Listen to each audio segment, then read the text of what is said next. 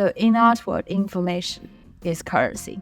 You need to know who's upcoming, what is the political and cultural trend.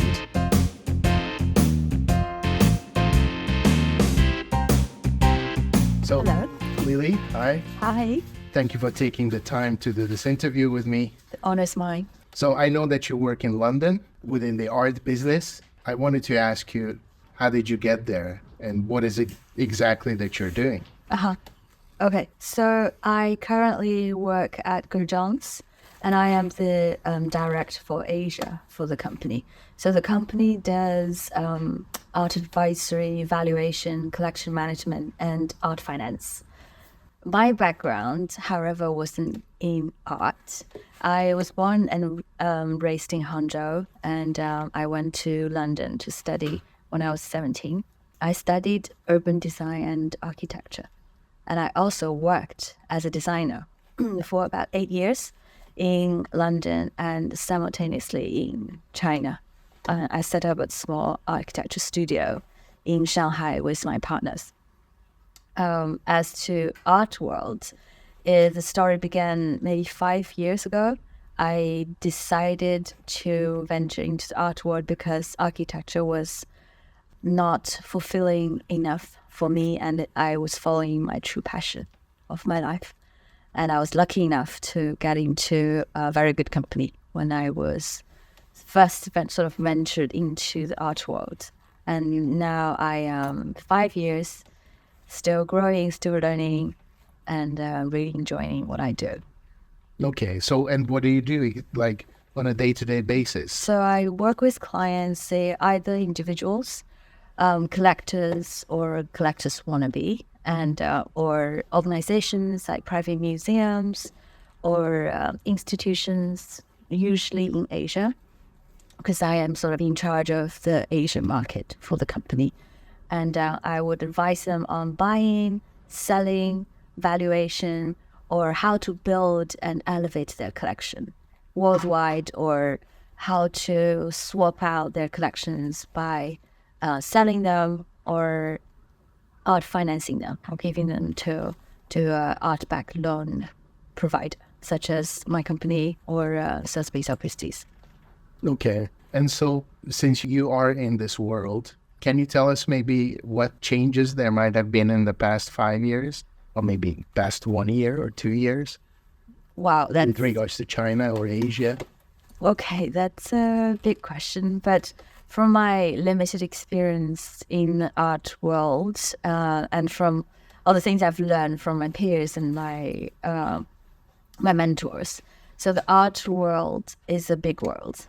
It's very difficult to say whether it has become better or worse. I mean, some artists has gone off the wall. Some artists have not. Some categories like Chinese antiques, Asian art has been sort of flat. And some Western young contemporary artists have been very, very hot and popular. As for Chinese collectors, the community I usually work with, I think they're experiencing a period of growing and learning and understanding, cross-collecting, understanding Western contemporary art, where a lot of young generations like myself started to collect young artists from the West, from China, and for older generations, and they are also looking at collecting blue chip and modern period artists. So I think a lot of young Chinese artists also find their voice in the world. In general, I think for the last year or two, the art world has been a little bit flat, but that is also due to the global economic situations and the war as such. So there's slight delay behind the other sectors in the global economy. Okay. And so what about the pandemic? How did that affect, or the end of the pandemic, if I guess we're at the end of it? How did that affect this world? Well, our lives have been changed. So I think if we're talking about collecting art, people have been much more cautious. about what they're buying, and we can sense that. We can see the sentiment changing in art fairs, in the auction sales. So people are becoming more cautious, but I don't think it's necessarily people are becoming less rich, let's say, but people are getting to learn and play the game better. Okay, yeah. Yeah. And so you work in London. Why is London a good place for this? Is it better than being in other cities in Europe? London has been the second largest market where most transactions happen in the world, just next to New York. So New York is like the universal center for the art world, where all the biggest sales happen and where all the most famous pieces get sold in New York sales. London is usually the second. Hong Kong and London and New York are the world's three biggest centers for art transactions. Okay. And so you don't have any plans to leave London, I assume? Oh, no, I love London. I've been living in London for so many years. London is the most inclusive and international metropolitan I've ever lived in. Very good. Do you agree? Yeah, I think so. Yeah. Yeah. Although we're both of us now sitting in Hangzhou, right? Wow. Your hometown. Yeah. Okay. And Hangzhou is also important for art Hangzhou it is indeed. in Yeah. China. Hangzhou is where a lot of worldly famous masters got trained when they were young because of the academy. So the Chinese Academy of Art. Yeah, the Chinese Academy of Art. Yeah. Yeah, it's one of the top art institutions in China. In Asia, probably, too. In Asia. Yeah, I'd say so. Yeah. Yeah. Along with Kafa. Okay. Yeah. And so what about Hangzhou? Is it maintaining its position as an important place for art in China? I believe so. Yeah. I think for artists, yes. For art fairs and transactions and the more commercialized art scenes, it's Shanghai. That's Okay. where all the art fairs and all the major international galleries are based in. Because ultimately, Shanghai is more international. That's right. That's right. Yeah. Yeah. Okay. And other question is, like, considering that you are, I would say you're fairly successful in your business. I could do better. Yes, but thank you. So what would you advise a younger generation who are coming up and they would try to work in your line of work? What should they do, or how would they go about? Oh, wow. I don't think I am totally qualified for this advice, but if I were to say this to my younger self, I would say stay focused, and you don't need to be following major opinions about art and about a lot of things. Doing your own research, doing my own research, and finding which sort of lineage and which category that I am most passionate about, and stay focused and become the real connoisseur of that area is the way to go, instead of being very business and commercial-like and going to art fairs non-stop and going to other parties, which I have done, but didn't find it super useful to become a real advisor. Because being an advisor, ultimately, our words are golden, and it's something we live by, and we have to do enough homework and be patient and be very, very professional about this. Okay, so your advice basically is to niche down, to find a very particular subfield, Yeah, that's and my to goal. become kind of one of the best in that subfield, or the best. area. Yeah. Yeah. Yeah, that's what I aspired to be, because I didn't have a clear idea when I first entered art world. I thought it was, fluffy. And now I understand there is a real learning curve and a real barrier to become a real, a top-rated or a trustworthy advisor for people. Okay, what do you mean by fluffy? where people say a lot of things using very vague words, and where you will see contemporary art to be explained in a way that you somehow didn't understand the sentence, but you understood every word. Does that make sense? Yeah.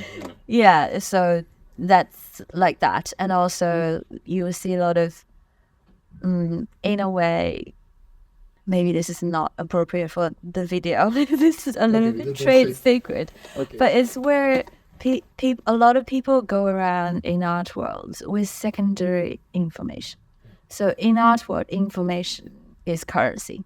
You need to know who's upcoming, what is the political and cultural trend happening for the next few years, what major institutions are showing for which type of artist. Is the female, is the black artist, is the minority, and what kind of, is it figurative, is it abstract? You kind of need to know beforehand to advise people to buy and invest.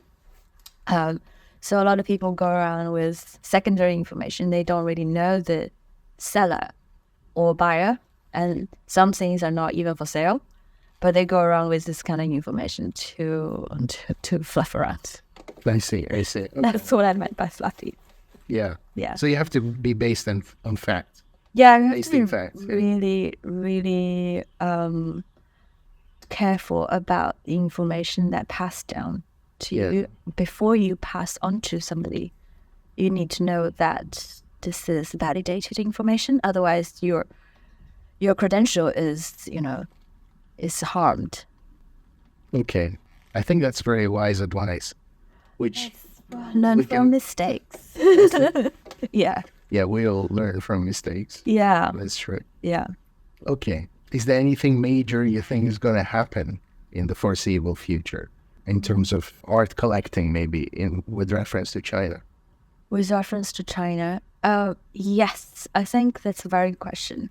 So, first of all, the digital art world and NFT is already happening. So I would say in the future where digital currency and metaverse and NFT will become the new niche and new things that the younger generation collect.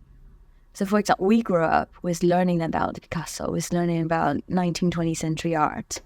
And so that's when some people call it singularity point, when technology and culture and post-colonialism happened, and that really sort of gave birth to all this art movement and everything. And now, when we're reaching our new singularity point of AI with digital equipment, our younger generation will grow up with something entirely different.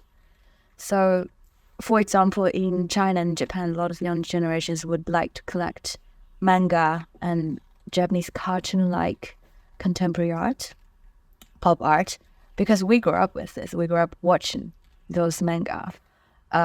So naturally, I think the next thing to happen is the AI-generated art and digital art, or art being displayed in a digital realm. And that's where money and attention is going towards. I see. That's very interesting, because from the outside, my impression is that there was a lot of fuss about NFTs about 2 years ago. Mm-hmm. And then it went away and people said, oh, maybe it's not going to be that big of a thing. But now you're saying that... I think it will stick around. Okay. Yeah. I don't believe in 30 years I'll still be selling Picasso and Van Gogh, honestly. Okay. Yeah. I think this is bound to happen. NFT is actually a tool. It's not an art form. So when people think it's going away, it's probably it's the transactional mechanism that is going away. It's the system that might be evolving, but at the heart of this is the digital art, and art being displayed in metaverse, in AI, in VR. That's not going away. We're going into that new world. And it is collectible. Yes. Yeah. Although traditional art will never go away because people, ultimately, we have to live in a physical space, and the people, humanity cannot be in solidarity forever, and people need to be hugged and touched to have human interactions. So physical art is not going anywhere. But given that after 200 years, almost all kinds of, artistic languages and styles have been explored by generations and generations of artists. So people would definitely try to find a new platform, a new canvas for younger generations to express their spirit. Every age, every generation has their own spirit. Kandinsky said that. And I believe that's the case. Yeah. Very good. So I think Kandinsky was right. I think, yeah. Yeah. Well, thank you so much for taking the time. Thank And it was a pleasure to talk to you. And hope to see you next time. Oh, I would love to. Thank you.